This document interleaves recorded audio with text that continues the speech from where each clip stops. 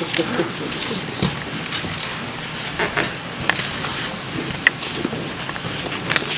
you, Laura. Thanks all of you for being here today. Hopefully I can see this print. Looks so much bigger in my manuscript. And thank you to some very old and good friends for being here today. Happy to see you here. We love you.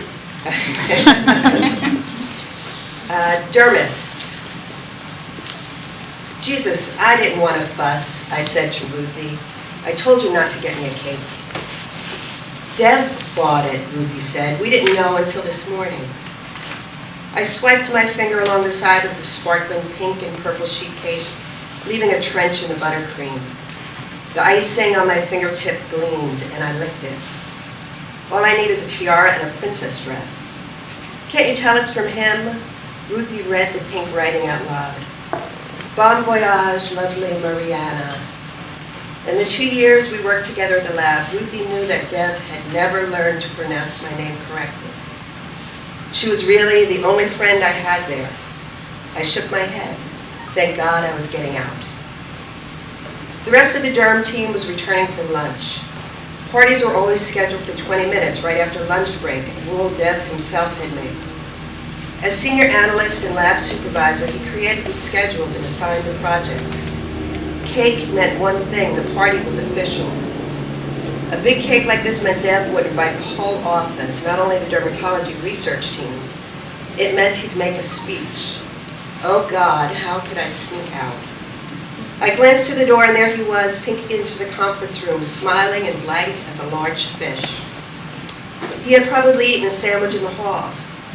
Not much taller than me, I always thought he looked like a skinny middle school kid spiffed up for a holiday concert.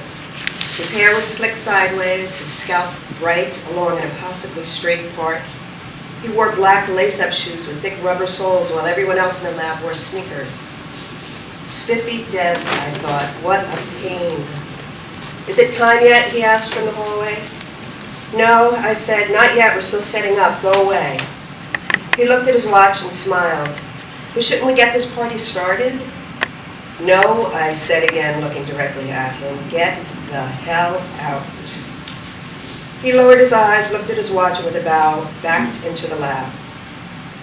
Ruthie straightened a pile of paper plates. Why are you always so mean to him? She said. I'm not mean. Geez, take his side, why don't you?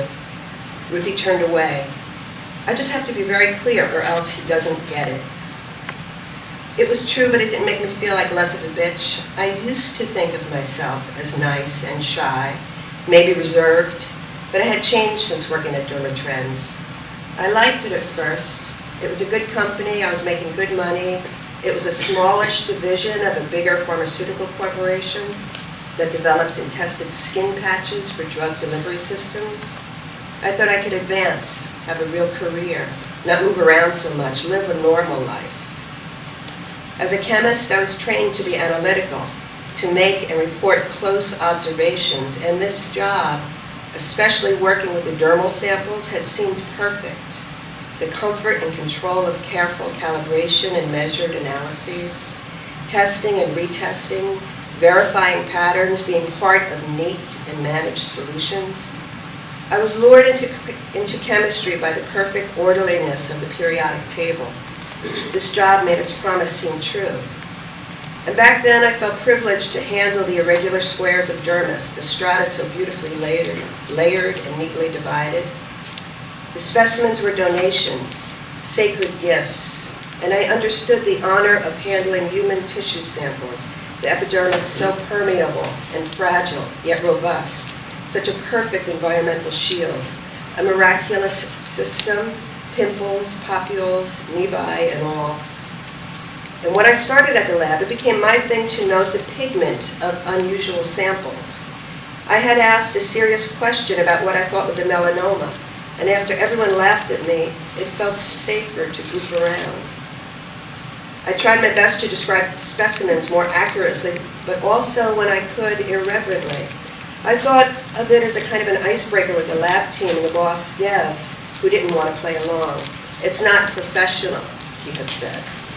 But still, he'd look closely as I held up a piece of skin in my tweezers. Doesn't this look exactly like flesh-tone crayons, bologna, portobello mushrooms, mahogany veneer?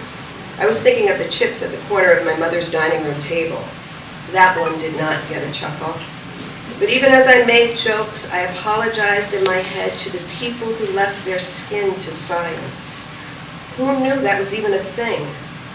But when colleagues found an interesting aberration, a particularly thick stratum or sample with a mole or a long white hair, they'd leave the specimen under the microscope so everyone could take a look. But it was mostly for me, and I knew and appreciated the gesture. I looked at everything closely, trying to see more, full of admiration and honest wonder and curiosity for those good but very dead people. Who were they? Where were their families? It was a privilege to touch so many, but all that effusiveness evaporated a while ago, and I blame Dev. For too long now, the job had been a constant irritation. Wherever I was, there was Dev. He'd flip down his headband magnifiers and lean in to look close at my samples until our shoulders touched. At first, I peered closely too, trying to see what he was noticing, something in the melanocytes or in the subcutaneous layer. He even showed me the special collection of questionable nevi and basal cell specimens that weren't allowed in the absorption and transdermal patch studies. The cancer draw was off limits for my clearance level, and we didn't need those serious specimens to test nicotine or pain relief patches. But soon I realized for Dev it wasn't about the dermis. He'd get close to me, his lips would part, his breathing got heavier, he'd hang around for too long and look at me sideways with droopy eyes. He'd bring me new samples, ask irrelevant questions, or borrow unnecessary equipment. The longing on his face made my whole body itch. "Excuse me, Dev, time to get back to work," I'd say. "Dev, I'm busy." I'd smell his breath and know that molecules of his respiration were in my mouth, and I couldn't always be polite, even though he was my supervisor, and I'd erupt rudely but quietly and firm. "Dev, leave me alone. Dev, get lost." People at the other benches started looking at me funny. I avoided Dev's side of the lab and timed my exit so I wouldn't leave when he did. "If you ever need a ride home, it's no problem. We can carpool," he said almost every day, those first 6 months, bowing his head slightly, so annoying, like I was upper class. He followed me to the break room. He watched as I went to the ladies' or the copy room. It grew worse over the months, and I started to expect to see him everywhere, not just at work. I was sure I had seen him walking through my neighborhood a few times, so I'd have to change directions, cross the street, duck into the nearest store. I was afraid he would pop up on my porch or that I'd see him peeking through my windows. I kept the shades drawn. I looked over my shoulder in the supermarket, sensed a presence skulking near. I felt obsessed and then constantly irritated at myself for thinking about him all the time. I dreamed about him and woke sweating. I used to try to meet guys and date. Now I hid at home. Not even 1 year into the job, I had no choice but to make a formal complaint. And to compound it, the bureaucracy made me feel evil. So many questions. Had he ever been rude? Had he ever made sexual innuendos or jokes? Had he ever touched or threatened me? God, no, he just bothers me. Constantly, he's too sweet.